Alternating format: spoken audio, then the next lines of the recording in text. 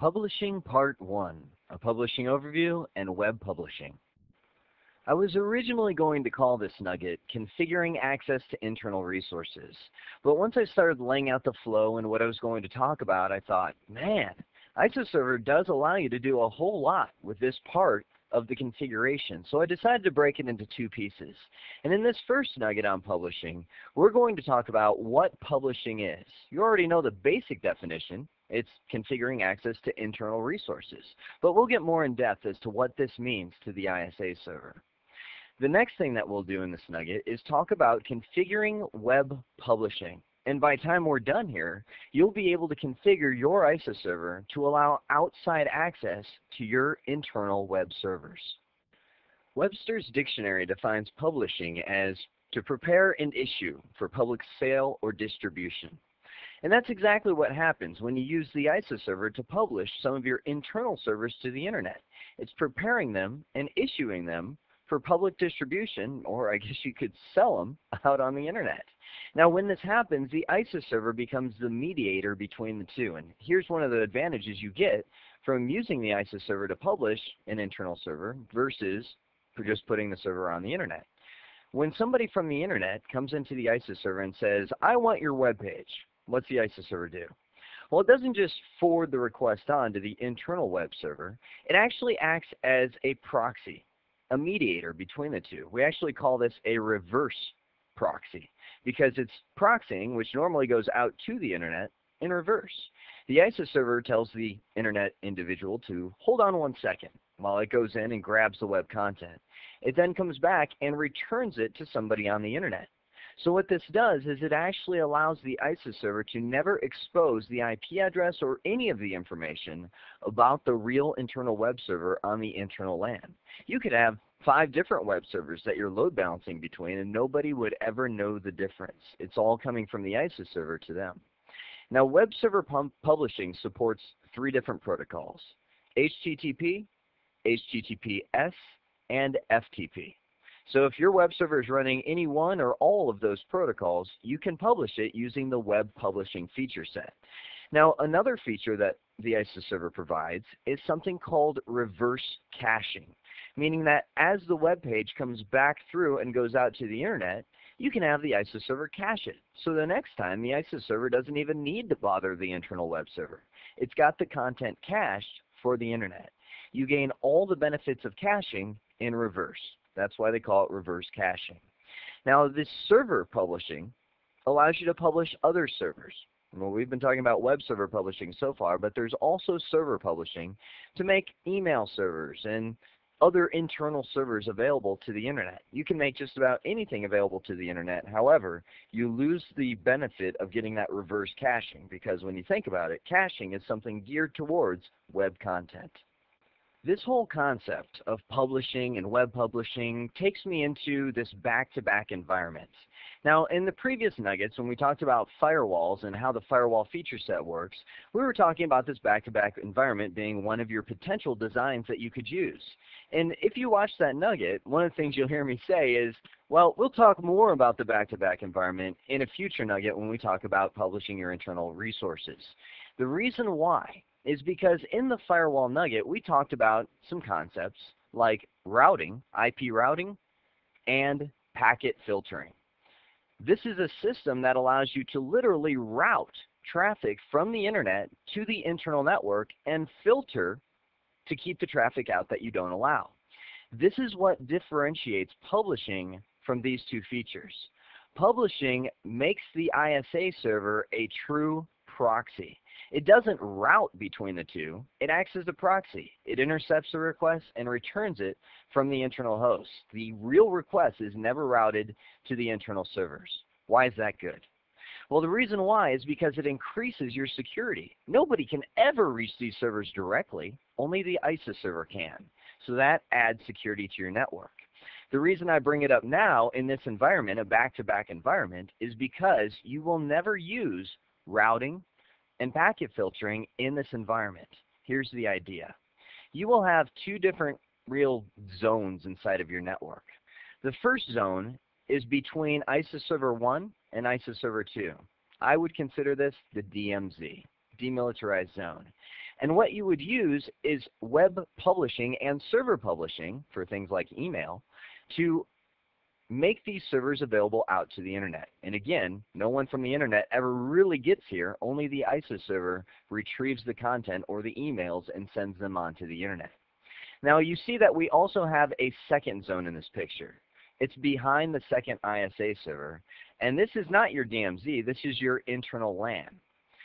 Again, never, ever, ever using routing or packet filtering, because that is a little less secure since real traffic is being sent. But we can actually publish servers from the ISA2 server to the DMZ. Now, why would you want to do that? Well, let's take, for example, this SQL server. SQL 2000 and Exchange 2000 are becoming more and more integrated, and you're going to see it even more so with some of the future versions of it. This email server, for whatever reason, may need to access this database. What you can do is you can publish the SQL server to the DMZ. What advantage do you get? Again, no traffic from the DMZ will ever reach the SQL server directly. Only the ISA server 2 can reach the SQL server directly. It takes an email server content and redirects it to the SQL server as if it was coming from ISA server 2. The reason that's good is, let's say worst case scenario happened, a living nightmare. Someone compromised the first ISA server. Firewall's down. Someone gets in and compromises the email server. Email server's down. Now they're trying to get into the internal network because they've pretty much taken down your DMZ. Now, first off, that's going to take a lot of work, and you'll probably realize what's happening before they can get to this level. But let's assume the worst. They get to the ISA server 2, and you have increased your security on the ISA server 2 to where this thing is a living fortress. And you've said that only the email server can access ISA server 2. And furthermore, the ISA server 2 is not to forward any other requests than maybe some basic queries from the email server. Those queries most likely will never compromise the SQL server. So this back-to-back environment is ultra secure, and the reason why is these features are never enabled. All of it is done using server publishing. So here are the guidelines for publishing in each one of the 3 firewall strategies that are out there. Now, just a reminder, we talked about these strategies in the firewall feature set. So if these are new to you, definitely check out the firewall because we dissect them one by one. If you're using the simple firewall strategy, to make a server available to the internet, you want to use just straight web publishing. And I suppose I should draw a key. The little circles are servers that you want to make available to the internet. So we will use web publishing, or I should say server publishing, to make this available, allowing the ISA server to act as a proxy for all those requests. In the back-to-back environment, we just talked about this one, publish the DMZ out to the internet, and then publish the internal servers, if necessary, into the DMZ. We use publishing on both of our ISA servers to accomplish that. The 3-home design is the only place that's a little bit different, because in this world, we have our DMZ and our internal network coming off of the same ISA server. So we will actually use, for internet clients going to the DMZ, I'll put a D in there, IP routing and packet filtering. If we want to make a server on the internal LAN available to the DMZ, then we will use the publishing. Now you might be stuck in the quandary of, well, why can't we publish from the internal to the DMZ and then publish DMZ to the internet? It seems like it would work, right? Well, there's a few problems with that. That's the whole, I guess, dilemma of the 3-home system, is you are kind of scraping by getting 3 network cards inside of the same machine. The reason why is because, first off, you can only publish between an internal and an external network. So we can publish from the internal client network to the external addresses in here, or we could publish from the internal client network straight to the internet, which would somewhat defeat the purpose of a DMZ. With the DMZ, you use real IP addresses and you route between them. Because of that, you totally bypass the firewall service running inside of the ISA server because you're using true IP routing. So the next question comes and says, well, can we use private addresses in both the internal clients and the DMZ? Well, sure you could. It wouldn't be a true DMZ at that point by definition, but at the same time, at that point, you'd have 2 internal networks. You'd be able to publish from the DMZ to the internet, using the publishing wizard and server publishing, but you wouldn't be able to publish from the internal network to the DMZ because the ISO server will see both of these as being into the same local address table. I know it gets pretty complex and hairy when you really think about it, but overall, the idea is you publish from the internal LAN to the DMZ and then use IP routing between the internet and the DMZ with packet filtering. All right, well, let's get going. What do you need to prepare to publish servers to the internet? Well, the first thing that you need to resolve is a matter of DNS.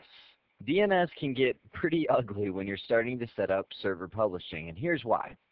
First off, you'll need to make sure that you have a DNS server somewhere on the internet configured to resolve a name to the external IP address of the interface. Now, this will be the real name of your web server that you're going to set up that public clients will access, something like, www.cbtnuggets.com. That would be a real name that's resolved directly to the ISO server, and the ISO server will translate that in. That's not the big deal. People are used to that, and that's a normal part of configuring just a web server out on the internet. Now, where it gets difficult is when you're configuring the internal DNS for these clients. Here's the way it works. For secure NAT clients, it's easy. Secure NAT will just go to whatever DNS server you want them to go to, an internal one, an external one, wherever, to resolve host names. And most of the time, you will have some sort of internal DNS server, and you'll say, okay, secure NAT, go to this one. It will resolve all your DNS for you. I mean, you need DNS to run Active Directory, so why not? Now, the firewall client and the web proxy client, that's where it gets a little sticky. Here's why. The firewall client, I'll put an F here to remind us, the firewall client gets all of its DNS requests resolved through what's known as a firewall proxy in the ISO server. Whenever it needs to resolve a DNS name, it sends the DNS request to the ISO server. The ISO server becomes a proxy and goes out to that external DNS server and says, I need to resolve this. Comes back, gives it to the firewall client, and then the firewall client goes out and resolves the request and fulfills the request that the client had. Now, this works great for external resources. You have the ISO as a proxy, works dandy, but it pretty much fails at internal requests because a firewall client coming to this ISO server going to an external DNS server is not going to have the information about your internal network, and that's a good thing. So we're going to have to configure something to get around this for the firewall client, and we will do that in the live interface. We actually need to set up the local domain table. The web proxy clients present some challenges of its own as well. The web proxy client has to have its own configuration.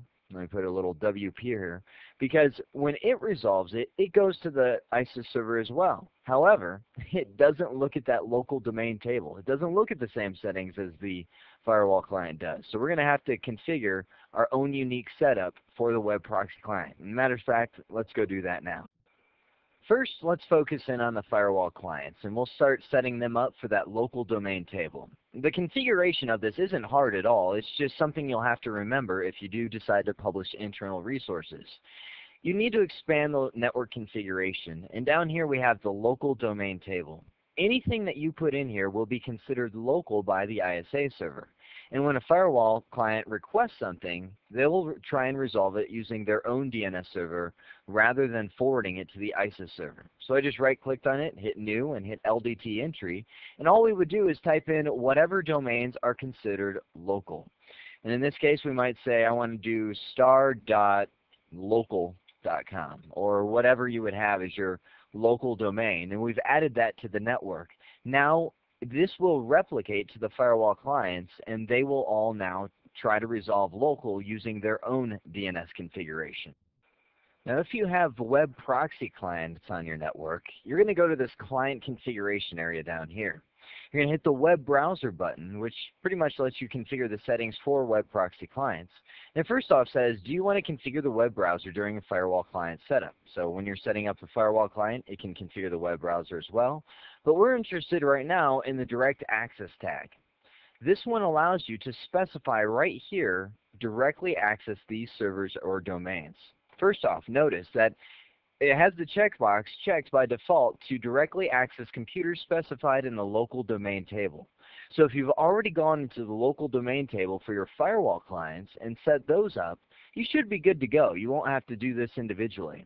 But you can also, if you just have web proxy clients, you can come in here and manually add the domains to this area. Either way, this allows your web proxy clients to bypass the, and let me go ahead and do that. It allows them to bypass the external DNS server for any locally specified domain that you've designed into that web browser configuration area. And that is how you lay down the DNS configuration for your publishing. Now, the next thing that you need to work on when you're starting to publish and getting ready to set up your servers is creating a destination set. I know, think back a little bit to setting up external access, and you think to the policy elements and you hit those destination sets. Now, this is a little change of logic, because usually the destination sets dictates what destinations our internal clients are able to reach out on the internet. But now reverse the logic a little bit. It's going to dictate what web servers or what servers the outside clients will be able to reach on our internal network. These will be required when you're starting to use the publishing wizard to set up servers published on the internal LAN. Now I'm going to hit new destination set, and let's go ahead and say this is our internal web server. Nice descriptive name for it. And I'll hit add in this list. Now, you are going to type into this field, the destination field, all of the names that your internal web server will respond to. I mean, one of the logical ones might be www.local.com. And by the way, local.com is just a domain I'm using for the name of our internal LAN. We'll add another one. Maybe our internal web server also responds to ftp.local.com. Okay? You can go ahead and type in all the names into this list. These are going to be the ones that your publishing wizard recognizes and directs to that internal web server. Now, you could get as specific as you want. For instance, let me remove these two out of here. And let's say we have an intranet server that happens to have a subdirectory on it that it uses for the public, meaning that I don't want public users out on the internet to reach the root web page of this. Instead, what I can do is say they can reach www.local.com. And then I will restrict them to using / maybe we created a virtual directory on that web server called internet. Hit OK, and now this is only going to make available to an outside user the virtual directory called internet on our internal web server. So we've actually applied a restriction just by saying they can only get to the subdirectory. Now we can use that internal web server for our intranet users, create some other virtual directory, or just use the root for them, and have a virtual directory for our internet users as well. You can go ahead and go through and create all the destinations you need for all the different internal servers. Don't worry, it's not going to suddenly make all of them available. It's going to let you select, as we get into the publishing wizard, what destination set you want to make available for each individual server. After you configure your destination sets for all the internal servers that you'd like to publish, you need to set up listeners. Now, I know we talked about listeners in the past in the previous nuggets, but let me do a little review for you. Listeners, first off, I'm going to go to the properties for the server, and we have listeners for, in this case, incoming web requests. A listener is pretty much port numbers that the ISO server will listen on the outgoing interface, meaning your internal interface, and the incoming interface. For instance, you can see outgoing web request is using the listener on 8080. What is that for? The web proxy service. On the incoming web request, there is a default listener that is listening on port 80. Now, by default, it's going to dump all of that into the trash can, and I'll show you why that is when we look at the publishing rules. But what we're going to need to do is configure listeners if you want to go beyond this default. By default, the ISO server will use the same listener for all external IP addresses. That means if you have more than one external IP address bound to the interface, it will be listening on port 80 on all of them. If you'd like to configure it for each individual interface that you have in here, or each individual IP address, you can change it over to configure listeners individually. Click on Add, and it will allow you to choose the server followed by what external or internal IP address you would like to listen on. Now on this server, we only have one external address, so I would put that in here and configure this. But for now, I'm going to use the same listener configuration for all IP addresses. Now we looked at these authentication settings before, but let me highlight them again. This listener, again, by default is only on port 80, and down here we have our authentication options. We can authenticate people using a server certificate, and this is if we have a certificate authority set up and maybe we're issuing our own certificates, or we have a certificate that we've gotten from an external CA out on the internet, a certificate authority on the internet. We can actually authenticate them using that certificate. We can also choose these authentication options which are in the Internet Information Server as well.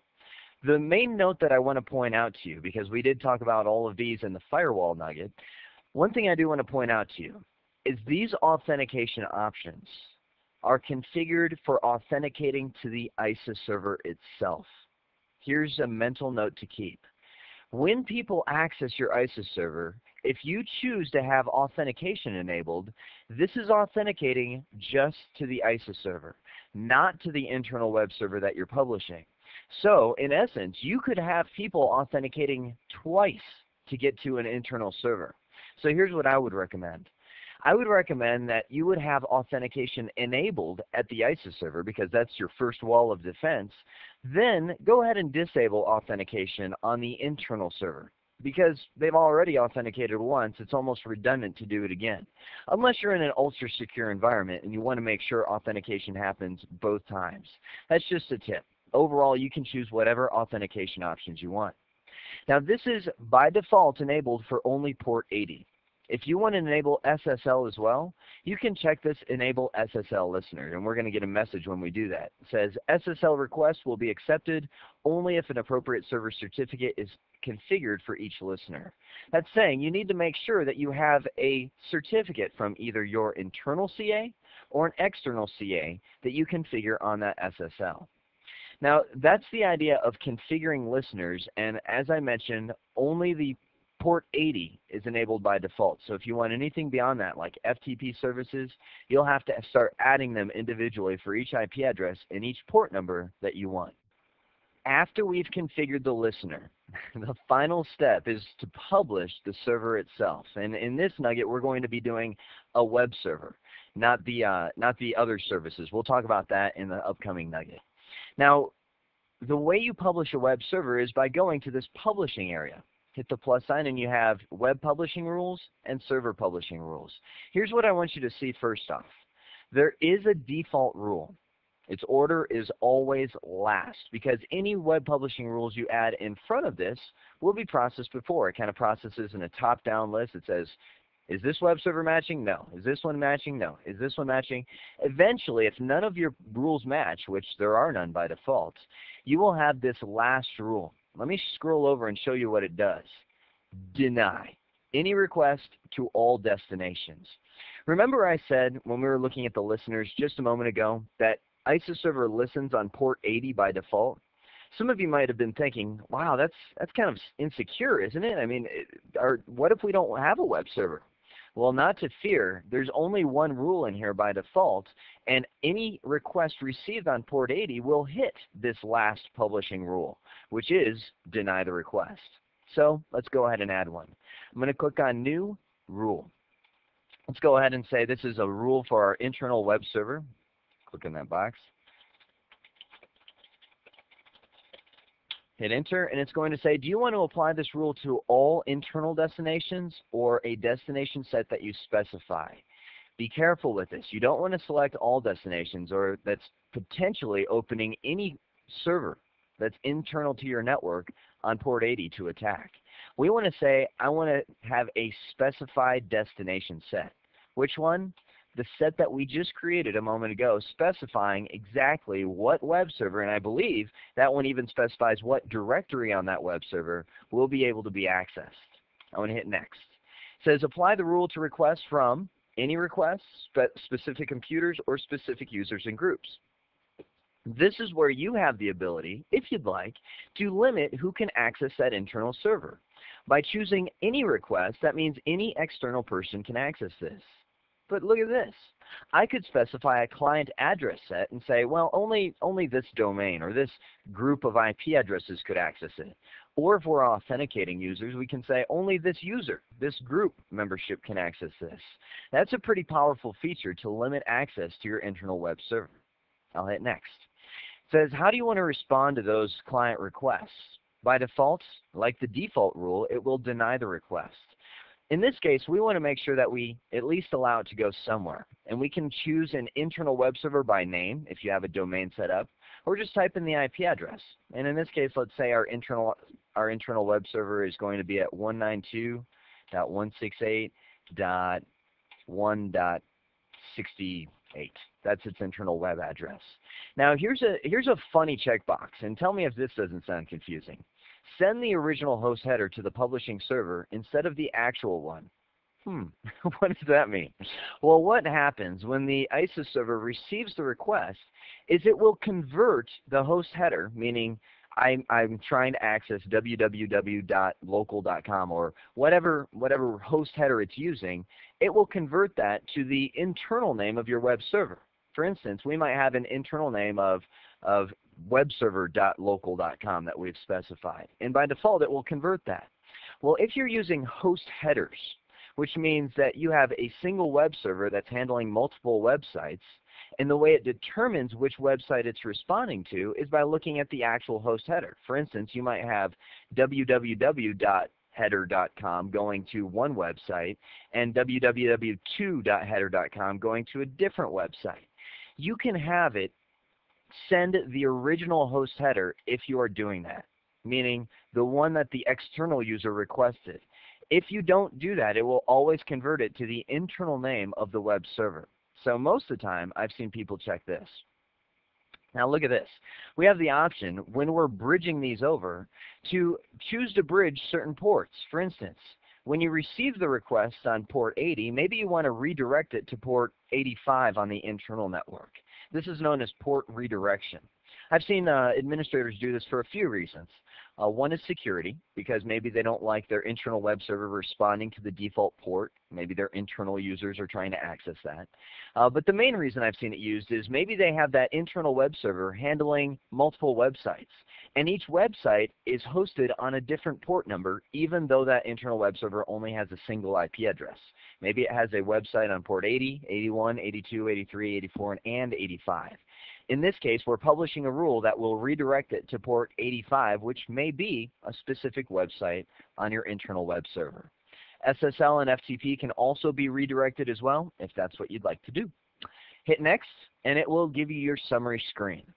Finish, and you see the rule added to the list. Internal web server is now order 1, which will be processed first.